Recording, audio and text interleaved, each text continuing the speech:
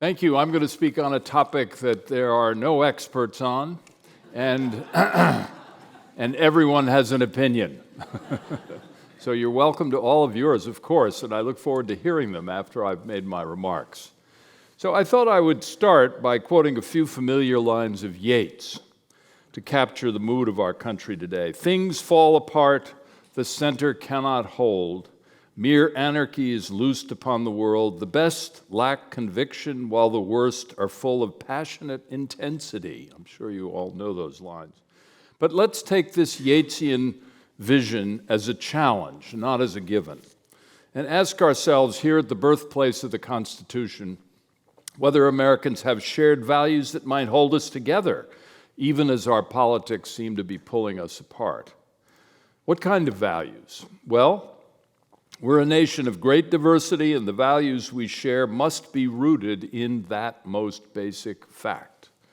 We're not a nation built on ancestry, as most other countries are, but on waves of immigration, not on blood ties, as tribal societies are, but on different races, religions, and ethnicities, and we're a nation haunted by the legacy of slavery and the genocide of indigenous people. Our history has made America both a land of opportunity and a place where many people have to struggle to be included. And there's a paradox at the heart of this history. America has been built by generations who were excluded from the governing structure created by the founders here in Philadelphia. Women, the enslaved, people of color, people without property, and others who weren't white male property owners like the founders themselves. But the people who were excluded believed in the promise of the Declaration of Independence, that all men are created equal and have rights to life, liberty, and the pursuit of happiness. And for more than 2 centuries, they pursued that promise. They fought to expand the definition of citizenship, to address the legacy of slavery, to end segregation, to prohibit racial, gender, and religious discrimination, and to oppose censorship, intolerance, and political violence. Many Americans have fought to expand the right to vote, to achieve equal protection and equal opportunity, and to gain freedom of speech and religion, due process of law, and hopefully a democratic form of government. So for 234 years, Americans have fought for equal rights and democracy, and that long struggle has given us our values as a nation, and we should never forget that, however much those values seem to be challenged. So how do Americans feel about those values today? Well, to find out, my colleagues and I at Harvard, at the Carr Center, conducted a series of town hall meetings and national polls. The town hall meetings were organized by the Harvard Institute of Politics and took place in Phoenix, Detroit, and Atlanta, 3 rather representative urban centers. And the polls were run by the National Opinion Research Center at the University of Chicago, one of the best in the country. The results were surprising. 3/4 of Americans in our polls across the political spectrum agreed that, quote, "Without our rights, America is nothing." They also agreed that rights are not secure, but are threatened by politicians, by other Americans, and by government. Now, of course, rights have different meanings for different people, so we have intense political conflicts over contested issues like abortion, gender, religion, guns, and speech. But even with those conflicts, 80% of the people we polled believe that, and I quote, "Americans have more in common than many people think." Now, this may seem at odds with the polarization I'm here to talk about that we see all around us, but when we dig down, the polls at least suggest the possibility of bridging some divisions. A revealing sign is that a big majority agrees that equal rights should include responsibilities to respect the rights of others. For example, 7 out of 10 Americans believe that individual freedom should be balanced against a responsibility to protect public health. notwithstanding the great controversies we've been through over that topic. That gun rights should be balanced against a responsibility to regulate gun safety, 7 out of 10. That the police should be held accountable for actions that violate civil rights while also being responsible for protecting public safety, 7 out of 10. A large majority of Americans reject the culture wars being waged at the political extremes because they don't live at the extremes. They live across the spectrum of society. The polls show they don't want school books to be censored or teaching about slavery and racism to be prohibited or taxpayer dollars to be used to support fundamentalist religion. 72% say they're fed up with polarization and that politicians are intentionally dividing our country. So here's what we can conclude, at least from the polls. That doesn't mean this is the reality, but the reality is brought to you by a fairly reputable set of polling organizations. Roughly 70% of Americans today see democracy and equal rights as shared American values, values that are threatened by politicians, other Americans, and government. Now this, what I would call democracy and equal rights majority, although we might just as well call it the silent majority because we don't hear from it so often, is demographically and politically diverse, but its diversity prevents it from being politically cohesive, which is why we don't hear about it so often. It's overshadowed by an active 30% minority, hardcore minority, that rejects the idea that people different from themselves should have the same rights. The minority is made up of a mostly white constituency motivated by fear of the rights of others as a threat to their own racial, religious, cultural, or political identity. And their goal seems to have been to gain power by overturning elections, restricting the right to vote, and, if necessary, using violence on occasion to do this. So the anti-democracy minority has 3 basic components. You know them all. The leaders, political entrepreneurs who wage culture wars to increase their power, destroy their opponents, and keep their followers in line. Or worse, most recently, who use, and I use this phrase very carefully, but I will say it here at APS, fascist language to brand their opponents as vermin and scum and enemies of the people. You can read that in the New York Times. Supporters of the second category who have been stirred up to destroy the rights of others as a threat to their waning political, racial, cultural, or religious dominance. Voting rights is a threat to their political dominance. Racial equality is a threat to racial dominance. Gender rights as threats to cultural and religious dominance in their areas. The third group are facilitators and amplifiers, extremist media and social media that spread disinformation, hate, and lies. We know them, we use them, we see them every day. These 3 groups have polarized American politics by attacking equal rights and using anti-democratic methods to capture 2 major institutions at the heart of American democracy: many state legislatures and the Supreme Court. Many state legislatures have been taken over through gerrymandering, and the minority is therefore in charge and have enacted restrictions on voting rights, women's rights, LGBTQ rights, gender rights, and religious restrictions on civil rights. Last year, for example, 19 states enacted 35 new laws that make it harder to vote. But a majority of Americans want to expand, not contract, voting rights. For example, 70% in our polls want to see automatic, universal voter registration. Meanwhile, as we know very well, the Supreme Court has begun to take away long-standing rights that a majority of Americans had come to rely on and want to see protected.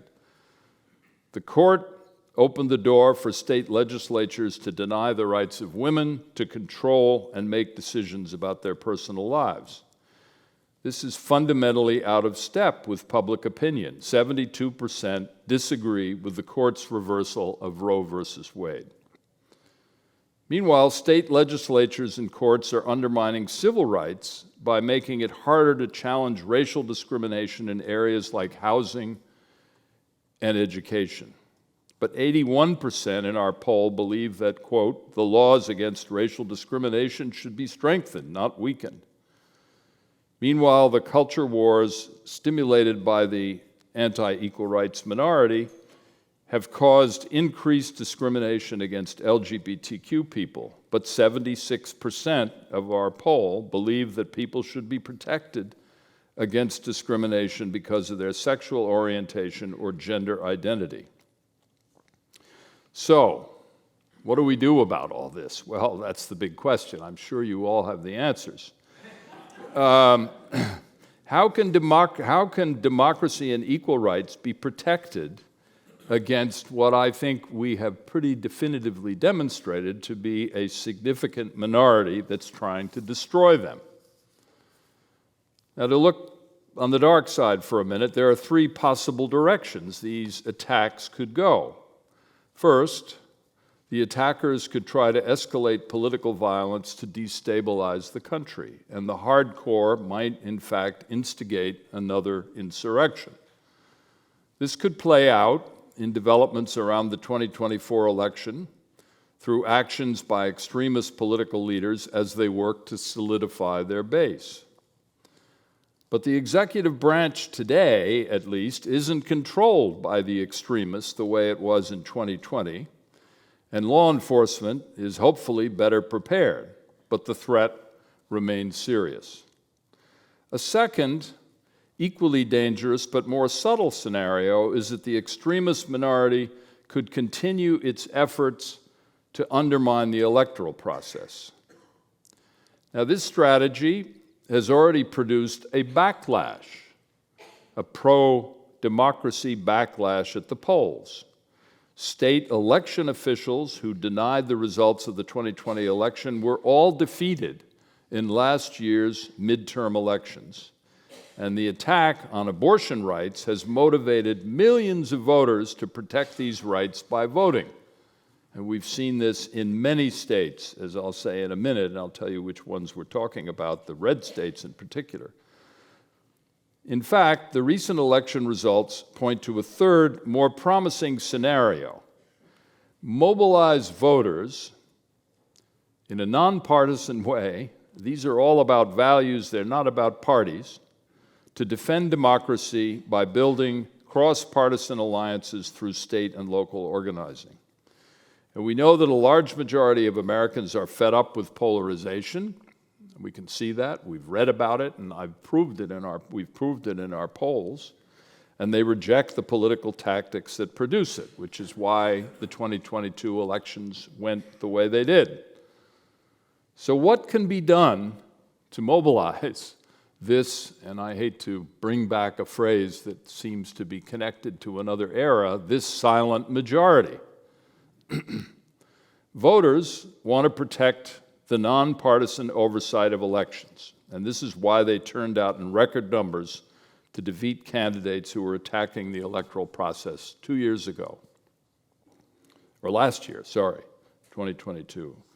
But much more can be done to depolarize the electoral process. For example, 80% of Americans want to reduce the influence of major donors in political campaigns by requiring full transparency of fundraising and spending, and this can be done at the state level. There may be difficulties in doing it at the national level, given the conditions of Congress, but it can be done consistent with the Supreme Court decision, which I happen to disagree strongly with, that says that money is speech, and therefore you can't regulate the actual expenditure of funds, but you can certainly regulate the transparency and disclosure of funding so that the dark funding that is otherwise coming in can be brought to life. 80% want to prevent political gerrymandering by creating nonpartisan state commissions to draw election districts, and that's beginning to happen in a number of states. Mobilizing voters to do this in at least half a dozen states has begun to produce these nonpartisan districting commissions. So beyond protecting the electoral process, I think we can see that people want to be or can be mobilized to push for other democracy and equal rights protections, certainly at the state level, which have broad cross-partisan appeal. 95% in our polls support protecting the privacy of personal data, a very big hot-button issue. On the other hand, very much a silent issue when it comes to current degree of mobilization of this at the state level. 85% support on a whole different area, requiring transparent police guidelines and training on the use of force. Very important police reform that would go a long way toward addressing one of the major problems that we've seen in recent years. And big majorities, as I said before, support abortion rights, even in purple and red states. Last year and this year in Kansas, Pennsylvania, Montana, Michigan, Virginia, New Mexico, Arizona, Minnesota, Ohio, and Kentucky, voters have spoken in all of those states, either overruling state legislative restrictions on abortion or providing, in some cases, for a state constitutional amendment. Another big issue that cuts across partisan lines, and here I take a lot of inspiration from Matt Desmond's excellent talk earlier, is the rising, growing economic inequality and poverty in the country. And the polls, I think, show that it would be possible to build left-right coalitions, not simply liberal Democrats or others that might otherwise not be able to pull it off, but coalitions reaching across the political spectrum for economic rights at both the national and state level.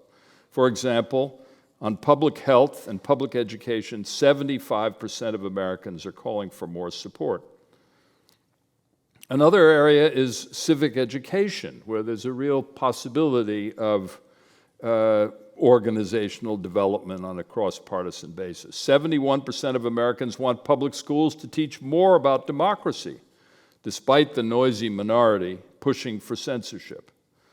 This month's election results earlier this month demonstrated that censorship is being pushed back in school board and municipal elections. For example, just to take a couple of very wonderful examples, in Pella, Iowa, voters rejected a law to give the city council control over the selection of books for the public library.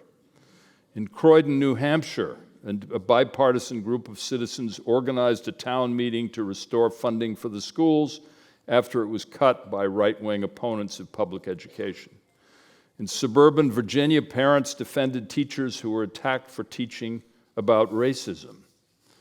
And in the north end of Boston, where we live, my wife Ellen, who is here with me today, is working with community leaders to recognize the contribution of immigrants and refugees to our city and our society. So now all of this requires good shoe leather organizing at the local level, the state level, and ultimately, one hopes, at the national level. But as Tip O'Neill, my favorite congressperson, once said, you all know it, all politics are local, so that's where the action is. Poll workers and county clerks who oversee elections, they are elected officials. School boards and parent organizations who review school curriculum, mayors who set police priorities, city councils who pass or defeat gun regulations, state legislators who protect or restrict abortion rights, and local elected officials who oversee the counting of votes. These are the battlegrounds for what I'm talking about, the protection of values that we believe, based on the polling that I've cited, that a great majority of Americans support. But even if we get all this right, we can never be assured, of course, of democracy's survival. Politics in America are organized around hot-button issues that can be used to mobilize a hardcore minority against a passive majority, and it happens all the time. By using anti-democratic methods like gerrymandering and anti-majoritarian institutions like the Electoral College, a hardcore minority can seize power by defeating a passive majority. And again, this is what's bedeviling our country above all.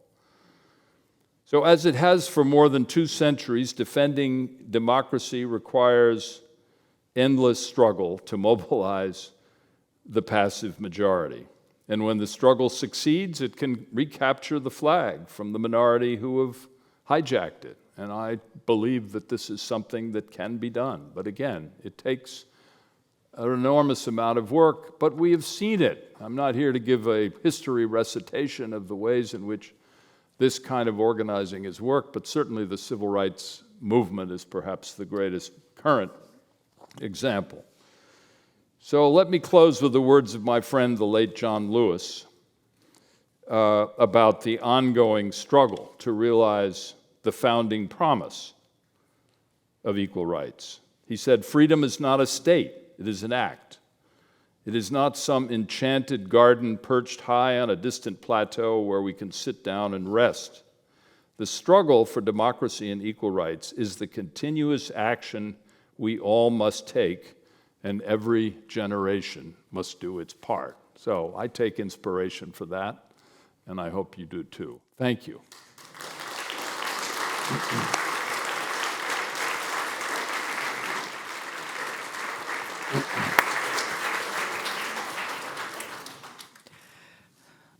On that wonderfully uplifting note, how about some questions? Hi, Howard Gardner from Cambridge. Thanks, John, very much for that talk. I'm sure that you have overwhelming support for your sentiments. But I'd like you to talk a bit about knowledge, because what you were talking about are the results of many, many polls where you ask people what they would like to do, from what people actually know the situation is. And as you know, there's tremendous disputation now about what actually is true. When I read some of these conversations in the New York Times among people on the other side of the political spectrum, I wonder whether they would accept what APS would think of as true, and if not, what is the relationship between a belief that you can establish truth and how to bring about the changes which most of us would like to have. Thank you. Well, clearly that's the opening gambit of the whole set of questions that we will all have about this. But let me say that I don't think, not to duck the question, but I don't think this is so much about the great battle over what is fact. This is a question of what are our values and what have they meant. Now, the better, if I may say, and I don't want to reformulate Howard's question because I have enormous respect for everything you have done, Howard, over many years, but I would reformulate it in terms of how do we get people to reach down and understand what it is that makes them American? Whoever they are. This is not a partisan issue, and it certainly should not be an issue about the battle over truth. It's really the battle over values. And I think I'm probably very idealistic in thinking that people can be made to understand that they have become Americans and we have where we are, even though many aspects of where we are pretty negative. But we are where we are in terms of progress on many fronts of equal rights and even democratic participation. After all, we've seen voting participation in the last 2 elections is larger than it's been in the last 50 years. So we have a surge of interest. Now, how does that relate to how it is? What are these underlying values that make you American? I don't know. Now, you're right, Howard, absolutely. One needs to confront directly the fact that there are many, and I mentioned it in my definition of the 3 groups that are making up the minority or driving the minority, and the third is, of course, those who are spreading lies and disinformation, and that is one of the bedeviling features of our society, and it's one of the paradoxes of, if I may say, the First Amendment, which I spent much of my career as a civil rights and civil liberties lawyer defending. So that's a problem. But I would elide that problem and move on to the civic education, which to me is the essence of it. How do we, and maybe even, as I've been trained by my wife, maybe media literacy and understanding better how to absorb information that you get in this very complex sphere of information coming at you through social media and various forms of. So that's a critical part of it. But at the end, it's all about values. I believe we have a question in the back. Is that Annie? Do you have the mic back there? In the balcony. Oh, sorry. Go ahead. Excellent talk. Thank you very much. Martine Rothblatt from Silver Spring, Maryland. I was struck by the large number of statistics that you cited showing that there's a lot of commonality in values across America, and that this should provide us hope for us to come together. But being here in the, as you said at the beginning, at the birthplace of the country, and in some respects of the revolution, I remember the statistic, and perhaps you know a more accurate one than I, that I think John Adams said perhaps only a third of the country was in support of actually forming this country of shared values. And, an equal size was, must have had shared values, but those shared values led them to think we should remain in union with England. So if you could just comment to, just what is the operational relevance of a majority of people having sort of abstract shared values? Good point. One of my ancestors was Job Shattuck. He was one of the leaders of Shays' Rebellion. And James Madison, when he got around to writing the Bill of Rights, as well as the Constitution generally, apparently, and I'm looking forward to doing some research on this in the APS library, really reflected on whatever those values were that were coming out of Shays' Rebellion and the Whiskey Rebellion here in Pennsylvania, et cetera, that were basically trying to tear down the structures that had been built, the Articles of Confederation and the other issues. So we had, even within the country, deep divisions. Thomas Jefferson supported the French Revolution. Adams thought it was a disaster. We don't know yet, as they say. We have to see whether history proves that the French Revolution worked. We don't know. In any event, there's plenty of room for dispute about this. But I guess, at the risk of being so vague that this just disappears into the ether, the values I'm talking about are values that are, and I've lived a lot in Europe and elsewhere in the world, so these are not values that actually do necessarily define the nationality of others. And they are values of, we all want to be treated equally, although we don't want anybody to get ahead of us, and if we think they're going to, we're going to try to deny them their rights. I understand that I said. We all want to participate in some way in whatever the decisions are that are going to be made that we relate to. These are basic American values. And Europe, which is, and again, I've spent a lot of time living in Europe, Europe really is much more dependent, and this is a great generalization, of course, but I would say continental Europe, dependent upon the values that come to them from the state, the reliance of the state, on the state, and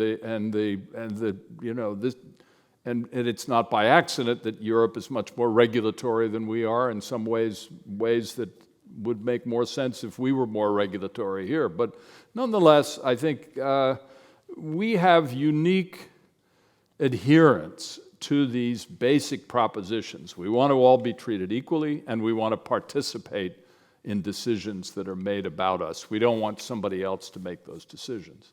And I think that's unique. And even the people participating in Shays' Rebellion, like my ancestor, and John Adams, had those similar values. They just disagreed about how to go about getting it done. So that's what's my proposition is that we can hold together around these values. Not that we're going to agree on everything or end up producing a legislation that is going to work in many different ways. Yes.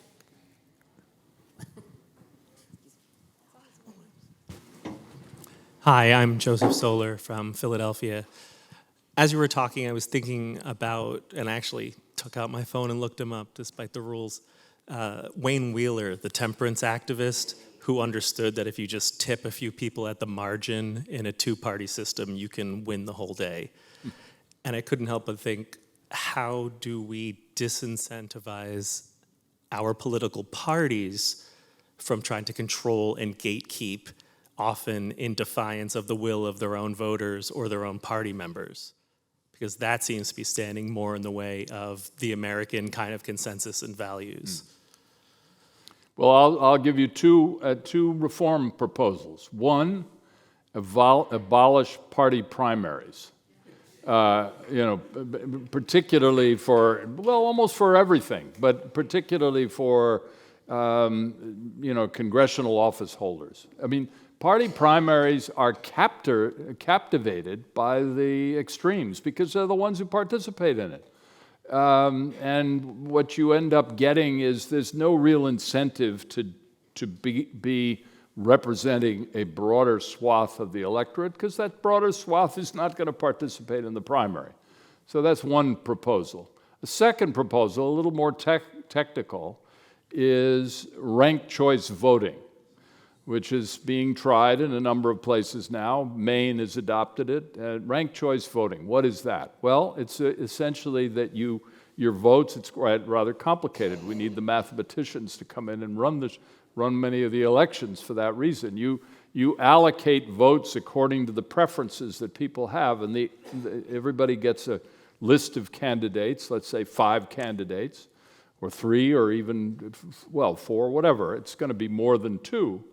And you allocate the vote according to the level of preference and the majority that a particular candidate gets. So it tends to favor more centrists, people who are maybe the second choice of a lot of others, and cancel out this extremism that tends to dominate party politics on the side. So those are 2 very practical proposals. We cover them in my book. We have a book that was published last year called Holding Together.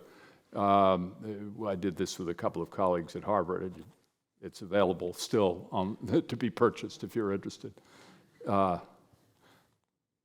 We have time for 2 more questions. Okay. David Oxtoby Yeah. On the left, and then David Tatel will wrap up this portion of this afternoon. David Oxtoby, Cambridge, Massachusetts. Really appreciated your talk, John, and your optimistic views about shared values. I understand that. I guess the question I have is how much people vote based on their values. And there's the phrase, I don't know who the first person to use it was, but it's the economy stupid. And that is that people tend to vote against whoever's in power if the economy is seen as going badly. And I was reading recently about polls in Arizona that the high housing prices are causing people to think they're going to vote for Trump instead of Biden. And of course, Biden doesn't determine housing prices in Arizona, but people vote based on the economy. So I just wonder, is this optimistic view going to translate into actual votes, or is it something we can just hope for in the future, and in the current world, it might not lead to the results we might expect? Thank you, David, and thank you for your leadership of the sister organization, which I happen to be a fellow of, the American Academy. I think you're channeling James Carville. He was the source of this famous quote. Those of you who remember the Clinton campaign, it's the economy stupid. Nothing else counts. And you're right in a sense, although actually I'm going to relate this. It's the first time I've really had this thought, so I'm doing this thinking out loud with you. I'm going to relate this to ranked choice voting because there are a lot of issues that people have on their plate. And certainly when they're asked by a pollster, are you going to favor Biden or Trump, probably the first thing they're going to think of, well, what's happening to my pocketbook? And And where does that's, or is the economy, what's your most important issue? The economy is my most important issue. But actually, the recent voting shows that at least vying for number 2 on this is something that I would call values, which is protecting the electoral process. I mean, it was not by accident. It was by a lot of hard work that 12 candidates, I think I have the number right, for Secretary of State at the state level who were election deniers were defeated at the polls in 2022. Some of them were incumbents and some of them were insurgents, but none of them was elected. And that actually, to me, indicates that at least on number 2 priority, certainly with respect to those particular candidates, it was number 1 priority, voters cared. So I think, you know, we shouldn't ever sort of look at values as a zero-sum game or particular activities, people's voting behavior as a zero-sum game. They're either, you know, they're going to vote their pocketbook or their values or whatever other issue they have. I think they're going to do both. Again, the issue of abortion, which I've cited several times in my talk, I think is very much demonstrating this fact. And in red states and purple states, not just blue states, right here in Pennsylvania, that was a very important topic. Anyway, thank you, David, for that question. Yeah, and our last question from Judge Tatel. David Tatel, Washington, D.C. John, that was a terrific talk, and I thought the results of your survey were quite optimistic. I'd be interested to know whether in the survey you broke down the results by red state versus blue state. And I ask that because for the obvious reason that the red states and blue states seem to be drifting further and further apart on our basic values. And I would feel even better about your survey if I knew that 30% number also applied in the red states and that it isn't 50%. Thank you, David, and thank you for your leadership on these and many other issues over many years and your outstanding record as in the court on the court in D.C. Yes, the answer is we do have some breakdown. It's really more by geographic area than it is by individual state, although it's possible to go into individual states in this regard too, but we haven't drilled down as deeply as we might. We've certainly we have Republican and Democratic participants across the board identified. And in many areas, certainly when it comes to issues of abortion, for example, or civil rights, the Democrats score much higher than the Republicans. But I'd say it's something like 30 to 40% of Republicans are still on the same page as 70 or 80% of the Democrats on these issues.